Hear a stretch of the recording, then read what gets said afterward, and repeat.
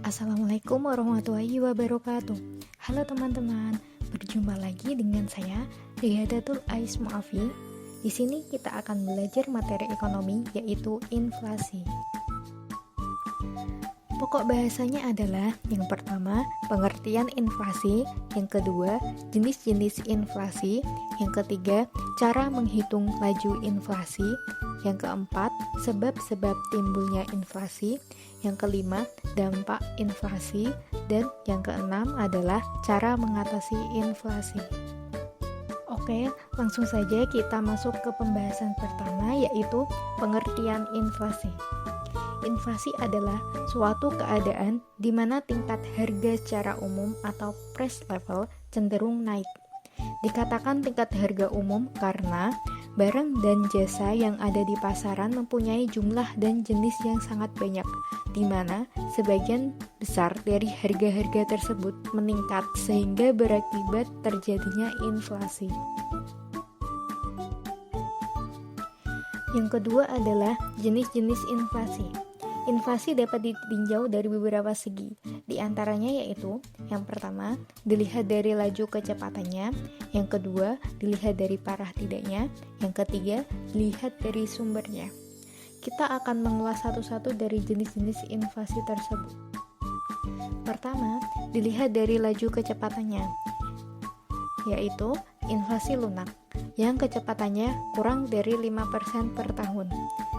Selanjutnya, inflasi cepat yang kecepatannya 5% atau lebih per tahun, dan yang terakhir, inflasi meroket atau hiperinflasi, yaitu inflasi yang kecepatannya lebih dari 10% per tahun. Kedua, dilihat dari parah tidaknya. Di antaranya adalah inflasi ringan, yaitu inflasi di bawah 10% per tahun. Selanjutnya, inflasi sedang, yaitu inflasi antara 10% sampai 30% per tahun.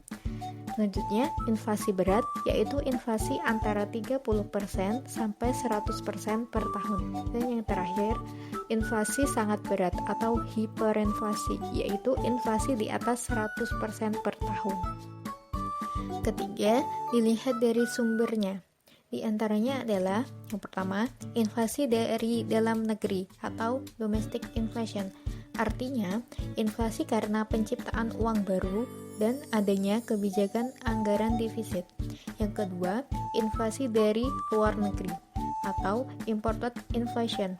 Artinya, inflasi terjadi karena suatu negara mengimpor barang atau jasa dari negara lain yang sedang mengalami inflasi. Pembahasan selanjutnya adalah cara menghitung laju inflasi. Rumus dari laju inflasi adalah laju inflasi sama dengan IHKN min IKHO per IKHO kali 100%. Keterangannya adalah IHK adalah indeks harga konsumen, N itu tahun sekarang, dan O tahun sebelumnya atau tahun dasar. Contoh, diketahui IHK tahun 2018 adalah 105%. IHK tahun 2019 adalah 109%. IHK tahun 2020 adalah 114% dan IHK tahun 2021 adalah 120%. Berapa tingkat inflasi pada tahun 2020? Untuk menentukan laju inflasi tahun 2020, kita temukan dulu IKHN dan IKHO. IKHN adalah IKH tahun 2020, yaitu 114%. Sedangkan IKHO adalah IKH tahun sebelumnya, yaitu tahun 2019, yaitu 109%. Setelah dapat IKHN dan IKHO-nya, sekarang tinggal masukkan rumus dari laju inflasi. Laju inflasi sama dengan IKHN min IKHO per IKHO kali 100%. Sama dengan 114% min 109% per 109% kali 100% sama dengan 4,5%. Jadi, laju inflasi tahun 2020 adalah sebesar 4,5%. Jenis inflasi ini merupakan inflasi ringan dilihat dari parah tidaknya, karena di bawah 10% per tahun. Pembahasan yang keempat adalah sebab-sebab timbulnya inflasi. Inflasi yang terjadi dalam suatu negara akan sangat merugikan masyarakat atau konsumen, karena keadaan harga barang dan jasa selalu mengalami kenaikan. Banyak faktor yang menyebabkan terjadinya inflasi. Akan tetapi, secara garis besar, timbulnya inflasi disebabkan oleh faktor-faktor.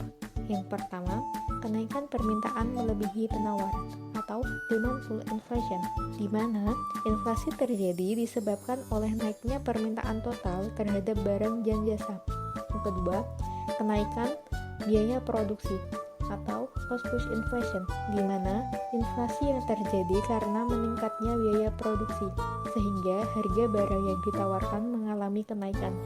Yang ketiga, meningkatnya jumlah uang yang beredar dalam masyarakat atau money in circulation, artinya terdapat penambahan jumlah uang yang beredar, sehingga para produsen menaikkan harga barang.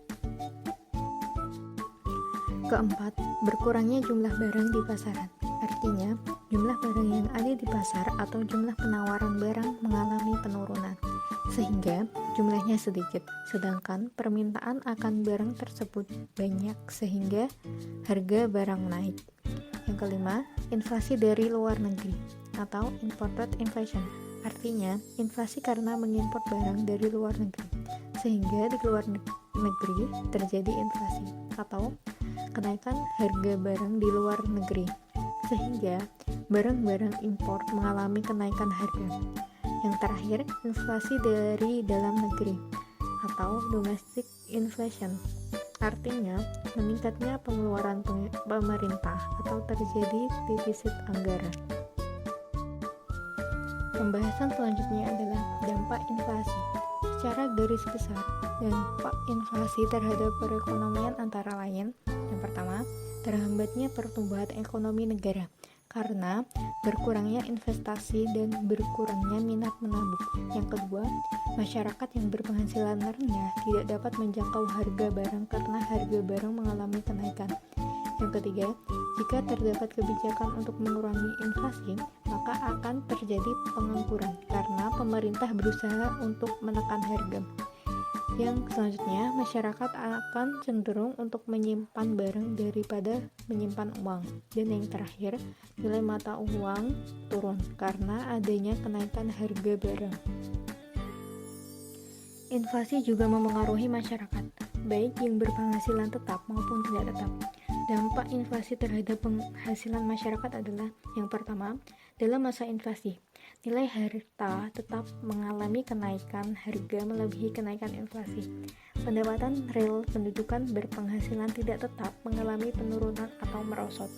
Dengan demikian, inflasi akan memperlebar kesenjangan distribusi pendapatan di antara anggota masyarakat.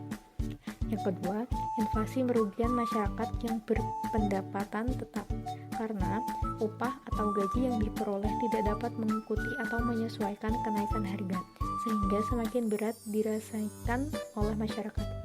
Yang ketiga, inflasi menyebabkan orang-orang enggan untuk menabung dan mendorong untuk mencari pinjaman dalam rangka menyesuaikan pendapatan. Hal ini akan menghambat perkembangan dunia usaha. Sedangkan pihak yang diuntungkan dan dirugikan dengan inflasi antara lain: pihak yang diuntungkan, yang pertama, eksportir atau penjual; yang kedua, debitur atau pihak yang memiliki utang; yang ketiga, spekulan atau berani berspekulasi; yang keempat, berpenghasilan tinggi atau besar. Selanjutnya, pihak yang dirugikan, yang pertama, importir atau pembeli; yang kedua, kreditur atau pihak yang memiliki piutang; yang ketiga, berpenghasilan tetap; dan yang keempat, berpenghasilan rendah atau miskin.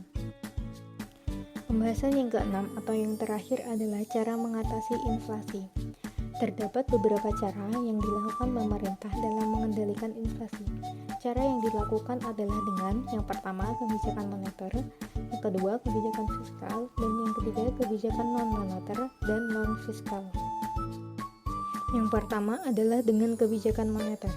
Kebijakan moneter dalam rangka untuk mengatasi inflasi adalah dengan mengurangi atau mengendalikan jumlah uang yang beredar dalam masyarakat. Antara lain dengan yang pertama, kebijakan operasi pasar terbuka atau open market policy. Yang kedua, kebijakan diskonto atau discount policy. Yang ketiga, kebijakan cadangan kas di bank atau cash ratio policy. Yang keempat, kebijakan kredit selektif. Dan yang kelima, kebijakan dorongan moral atau moral suasion. Cara mengatasi inflasi yang kedua adalah dengan kebijakan fiskal. Kebijakan fiskal dilakukan pemerintah untuk mengatur pendapatan dan pengeluaran negara. Kebijakannya antara lain, yang pertama, sistem perpajakan, yang kedua, politik anggaran, dan yang ketiga, pinjaman pemerintah. Cara mengatasi inflasi yang ketiga adalah kebijakan non-moneter dan non-fiskal. Kebijakan ini artinya kebijakan untuk mengatasi inflasi dengan tidak mempengaruhi jumlah uang yang beredar maupun pendapatan dan pengeluaran negara. Bentuk kebijakan tersebut diantaranya, yang pertama, peningkatan produksi dan peningkatan jumlah barang di pasaran. Yang kedua, kebijakan upah dengan menaikkan upah real yang sudah memperhitungkan inflasi. Yang ketiga, pengendalian dan pengawasan harga. Misalnya, pemerintah menetapkan kebijakan harga maksimum. Terima kasih sudah mengikuti pembelajaran ekonomi pada pertemuan ini. Semoga teman-teman dapat lebih mudah memahami materi dan ilmu yang diberikan dapat bermanfaat bagi teman-teman. Sampai jumpa. Wassalamualaikum warahmatullahi wabarakatuh.